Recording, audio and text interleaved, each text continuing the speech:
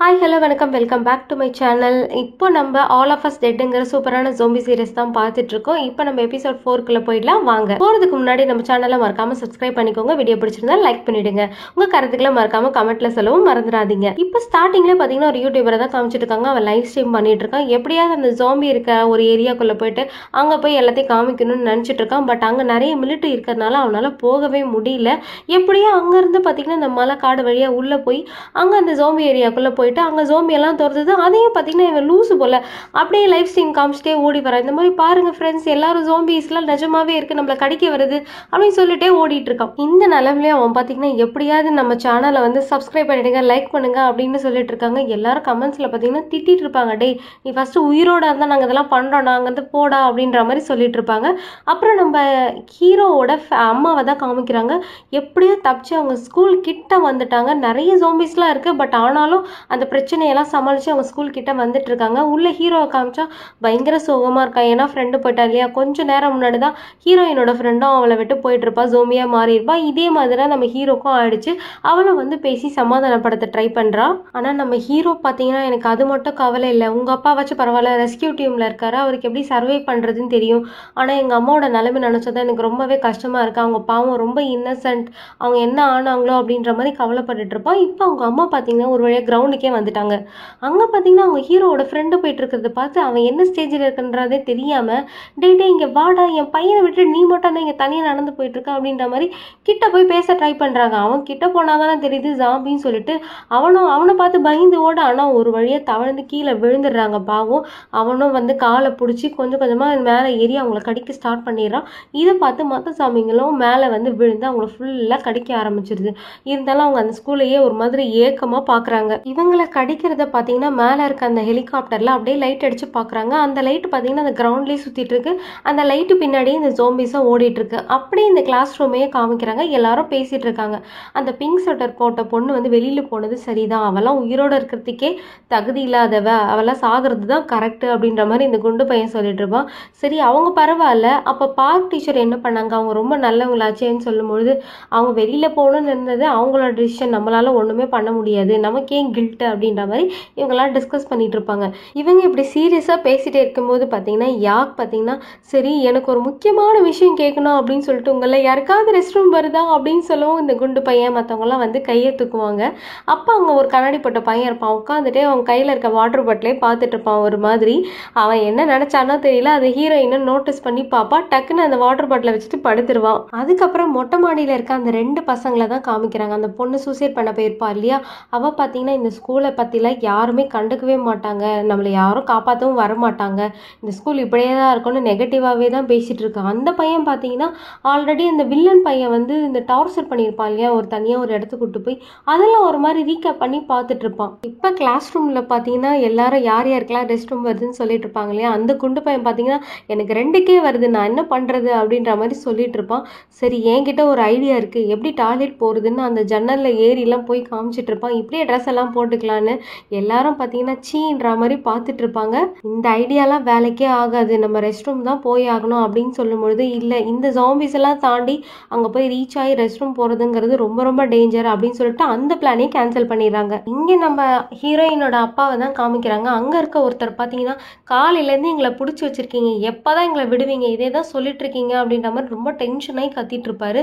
இவர் டென்ஷன் ஆகிறத பார்த்தா இவருக்கு வேற பிரச்சனை போலியே அப்படின்னு சொல்லிட்டு நம்ம ஹீரோட அப்பாவும் கெஸ் பண்ணி ஓகே நீங்கள்லாம் ரெஸ்ட் ரூம் போகணும் அப்படின்றத புரிஞ்சுட்டு அங்கே இருக்க ஒரு சோஃபாவோட சீட் கவரெல்லாம் பிரித்து அதை ஒரு ரெஸ்ட் ரூம் மாதிரி ரெடி பண்ணுறாரு. சுற்றி பீரோலாம் வச்சு கவர் பண்ணி ஸோ கம்ஃபர்ட்டாக போகிற மாதிரி ரெடி பண்ணிட்டு இருக்காரு. இங்கே சைமல்டேனியஸாக இங்கே கிளாஸ் ரூமில் அவரோட பொண்ணும் அதே ஐடியா தான் கொடுப்பாங்க. அங்கே வந்து வாட்டர்லாம் வந்து அப்சர்வ் பண்ணி வைக்கிற மாதிரி ஒரு ட்ரேக்குள்ளே எல்லா பொருளையும் போட்டு ஒரு தனியான ரூம் செட்டப் பண்ணோம் இல்லையா, அங்கே இருக்க கண்ணாடியில் ஸ்டிக்கர்லாம் ஒட்டி மறைச்சு ஒரு ரூம் செட்டப் மாதிரி கிரியேட் பண்ணுறாங்க.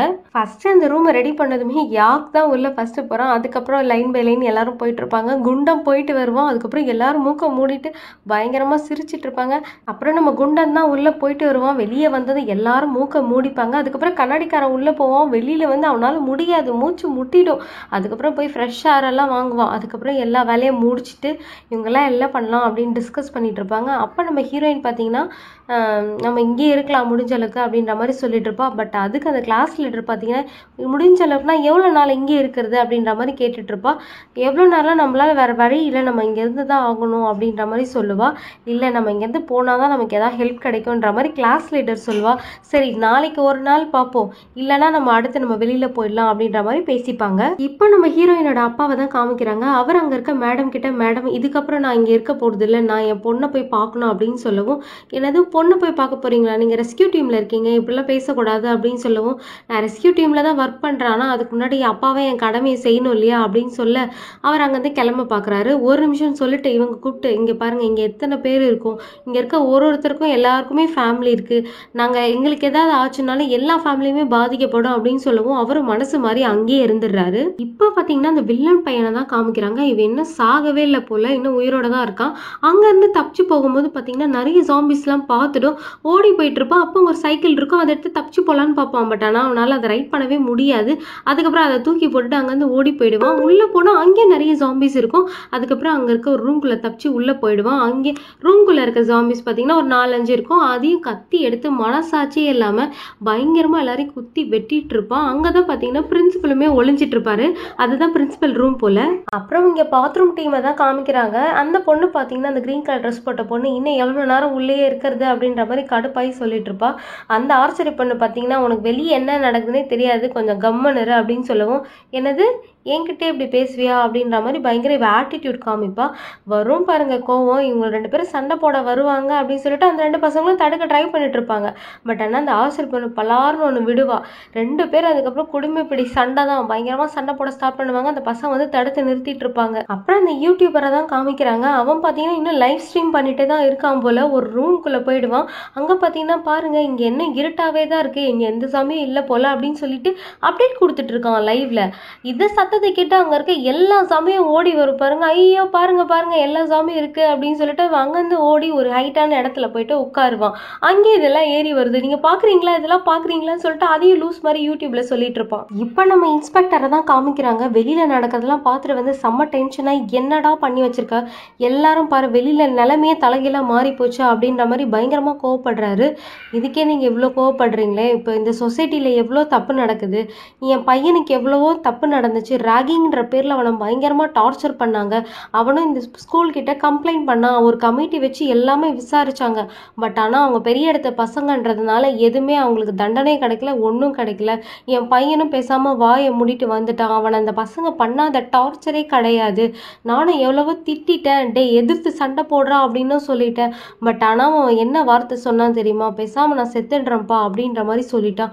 அவன் எந்த அளவுக்கு மன உளைச்சலுக்கு ஆளாயிருந்தா அவன் அந்த வார்த்தையை சொல்லுவான்.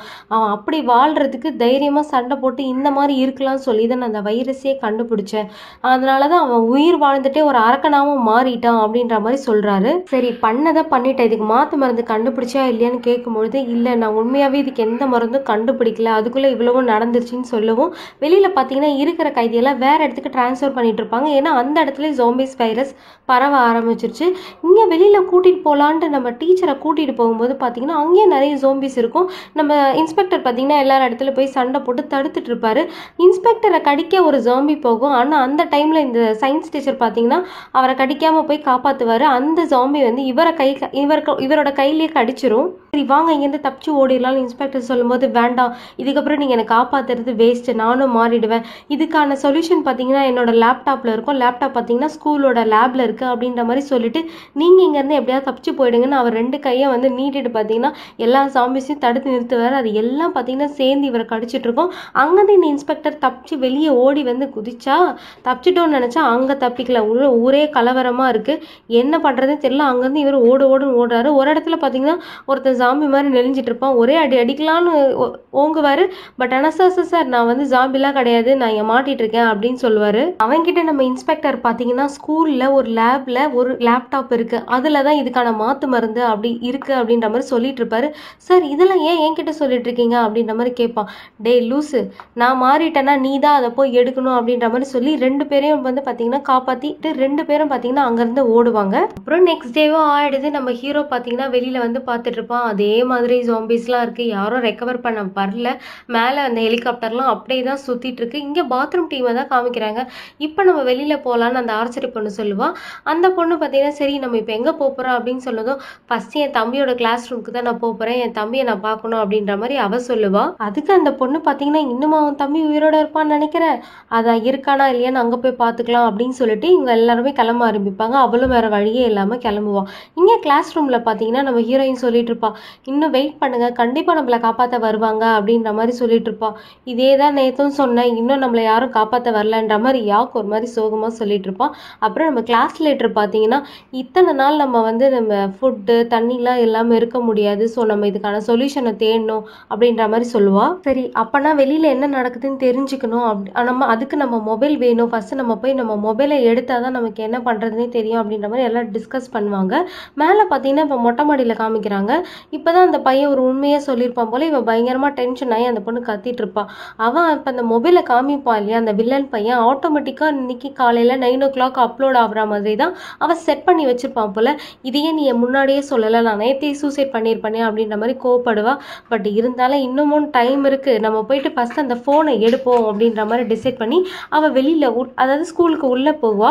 சரி என் கூட வருவியா மாட்டியா அப்படின்னு கேட்டதும், ஆனால் அந்த பையன் வர மாதிரியே தெரியல, அவன் சரியான செல்ஃபிஷ் போல் அவன் உள்ளே இருக்க, இவ்வளோ அழுதுகிட்டே கீழே போவா. இதே மாதிரி நம்ம ஹீரோவும் பார்த்தீங்கன்னா வெளியில் ஃபோன் எடுக்க வருவான். நம்ம ஹீரோயின் சரி பார்த்து பத்திரம் அப்படின்ற மாதிரி சொல்லுவா. கூடவே ஹெல்ப் பண்ணுறதுக்கு யாக்கும் போவான். இவங்க ஜோம்பிஸ் கண்ணில் படாத அளவுக்கு குனிஞ்சு குனிஞ்சு போயிட்டு இருப்பாங்க. அந்த மேலேருந்து வந்த பொண்ணு பார்த்தீங்கன்னா ஓடி வந்துட்டு இருப்பா வேகமாக, யார்கிட்டயும் மாட்டிடக்கூடாது அப்படின்னு. ஆனாலும் கிளாஸ் ரூம் கிட்ட வந்துடுவான், அந்த ஃபோன் இருக்க கிளாஸ் கிட்ட. பட் ஆனால் எல்லா ஜோம்பியும் பார்த்தீங்கன்னா மேலே பிடிச்சி விழுந்து பயங்கரமாக கடிச்சிரும். ஆனால் உடனே மாற மாட்டா இல்லையா, என்ன நடந்தாலும் சரி நம்ம அந்த ஃபோனை எடுத்தே ஆகணும்னு உள்ளே போவா. அதே டைமில் நம்ம பசங்களும் பார்த்தீங்கன்னா இந்த கிளாஸ் ரூமோட ஜன்னல் வரைக்கும் வந்துடுவாங்க. அந்த ஜாம்பிஸ்லாம் ஓரமாக போகிற வரைக்கும் வெயிட் பண்ணி கீழே இறங்கி குனிஞ்சு குனிஞ்சு அந்த டேபிள் வெளியே ஒளிஞ்சு வந்துட்டு இருப்பாங்க. ஆனால் டங்குன்னு ஒரு சத்தம் கேட்டுட்டு வரும்போது இந்த பொண்ணு தான் இருக்கிற எல்லா ஃபோனையும் எடுத்து உடச்சிட்டு இருப்பாங்க. ஏன்னா எது அந்த வில்லன் பையனோட ஃபோனுன்னு அவளுக்கு தெரியல. சரின்ட்டு இவரும் வேற வழி இல்லாமல் ஒரு ஃபோனை எடுத்து பார்ப்பான். சரி எடுத்துகிட்டு போயிடலான்னு நினைக்கும் பொழுது இந்த பொண்ணு பார்த்துருவா. ஓடி கடிக்கலான்னு ட்ரை பண்ணும்போது யாக் ஒரு வழியாக அந்த பொண்ணை அடித்து ஒரு வழி ஃபைட் பண்ணி ஃபோனை எடுத்துகிட்டு போவாங்க. அப்போ தான் நோட்டீஸ் பண்ணுவான் நம்ம ஹீரோ, ஐயோ ஃபோன் உடஞ்சிருக்கேன், இது ஒர்க் ஆகுமா ஆகாதா தெரியல அவனுக்கு. மறுபடியும் கீழே குனிஞ்சு போய் இன்னொரு ஃபோன் எடுக்கலான்னு உள்ளே போவான். இப்போ நம்ம ஹீரோவும் வேற ஒரு ஃபோனை எடுத்துட்டு யாக்கு கிட்ட பார்த்தீங்கன்னா நீ அப்படியே போய்ட்டு நான் இந்த பக்கம் வரேன் அப்படின்னு பிளான் சொல்லவும், யாக் பார்த்தீங்கன்னா அந்த ஜன்னல் வழியாக வெளியே போயிடறான். இவன் சுற்றிட்டு வரதுக்காக பிளான் போட்டு வரான். இங்கே தான் வெளியில் நிறைய ஜாம்பிஸ் இருக்கே, எப்படி வர போகிறான்னு தெரியல. இங்கே பிரின்சிபல் ரூமை தான் காமிக்கிறாங்க. அந்த வில்லன் பையன் பார்த்தீங்கன்னா உட்காந்துட்டு இருக்கான் ஃபுல்லாக பிளட்டோட. இப்போ நம்ம பிரின்சிபல் பார்த்தீங்கன்னா நான் சாவி தரேன், என் கார் அங்கே இருக்குது, நீ எடுத்துகிட்டு வா, நம்ம 2 பேரும் இங்கேருந்து தப்பிச்சிடலாம் அப்படின்ற மாதிரி பிளான் சொல்லிட்டு இருப்பான்.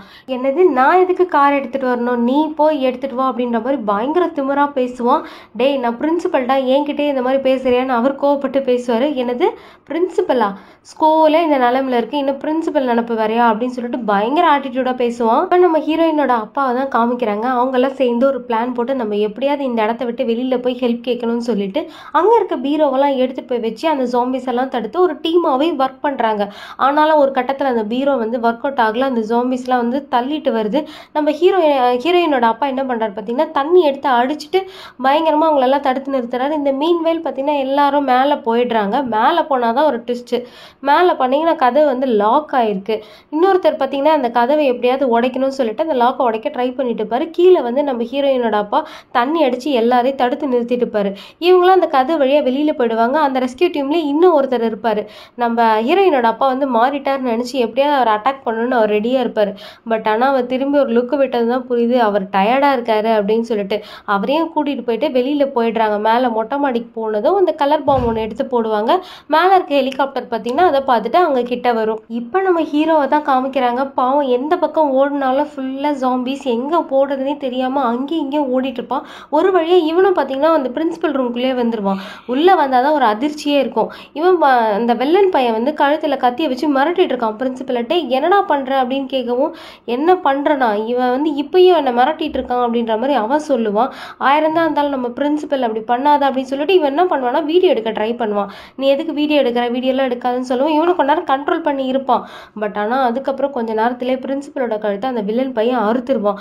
அறுத்துட்டு இவனையும் கொல்ல வருவான். இவனும் வேற வழி இல்லாமல் வெளியில் தப்பிச்சு ஓடுவான். இதுக்கப்புறம் நம்ம ஹீரோவோட நிலைமை என்ன ஆகும்னு தெரியல. தெரியல. இதோடய இந்த எபிசோட இங்கே முடிச்சுறாங்க. சீக்கிரமாக நான் நெக்ஸ்ட் எபிசோடையும் போட்டுறேன். இந்த வீடியோ பிடிச்சிருந்தேன்னா மறக்காமல் லைக் பண்ணுங்கள், கமெண்ட் பண்ணுங்கள்.